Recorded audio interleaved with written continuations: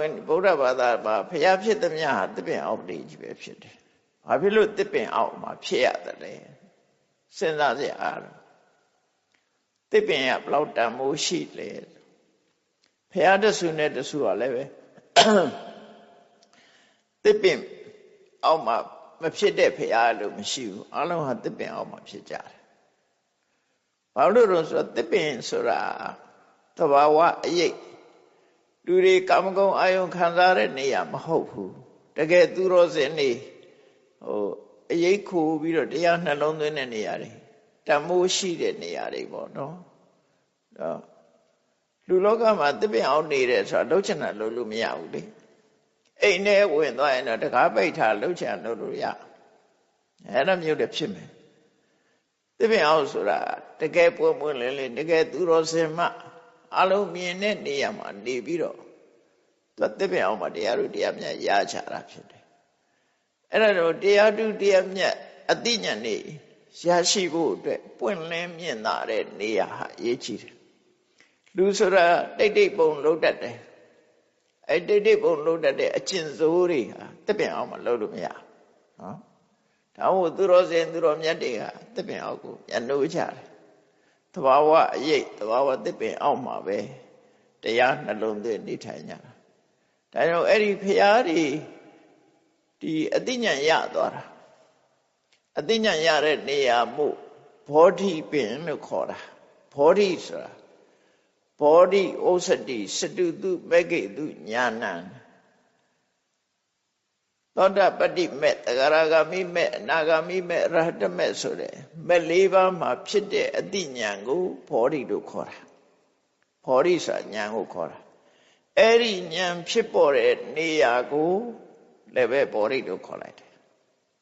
အသိဉာဏ်ဖြစ်ပေါ်တဲ့နေရာတနည်းအားဖြင့်ပြောလို့ဆိုပညာဘူမိပေါ့နော်ပညာရဲ့ဖြစ်ပေါ်ရနေရာလို့ဆိုတော့အဲ့တော့ဘုရားတဆူနဲ့တဆူကမတူကြဘူးဒီကဘာမှာပွင့်သွားတဲ့ဘုရားတွေတောင်မှပဲကကုသနာမြတ်စွာဘုရားကကုတ်ကုတ်ပင်အောင်မှာပွင့်တယ်အဲ့ဒီခေတ်ကကုတ်ကုတ်ပင်သည်ပေါ်လိပင်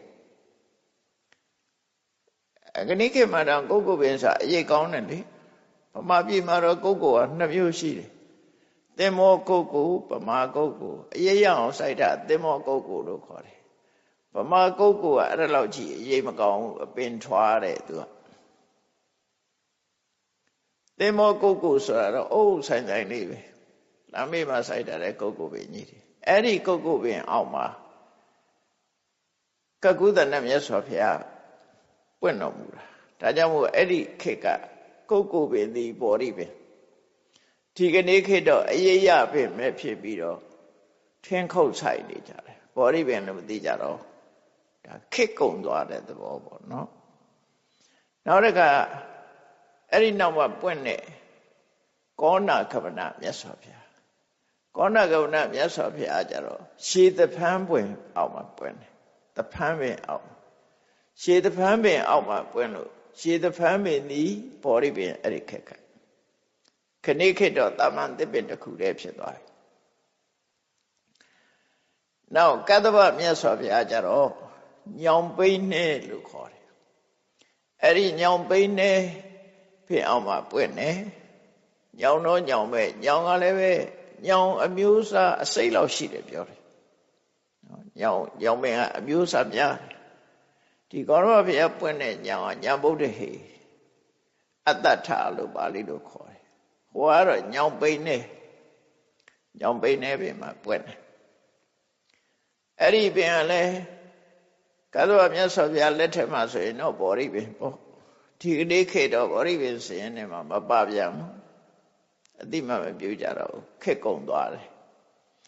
ကောရမမြတ်စွာဘုရားကြတော့ညောင်ဗုဒ္ဓဟေပင်ညောင်ပင်လို့ခေါ်တဲ့အရွက်မှာအဖျားမှာအဘိဓမ္လေးရရှည်ရှည်လေးသူ့ရွက်ကတမျိုးအဲ့ဒီမှာပွင့်တာ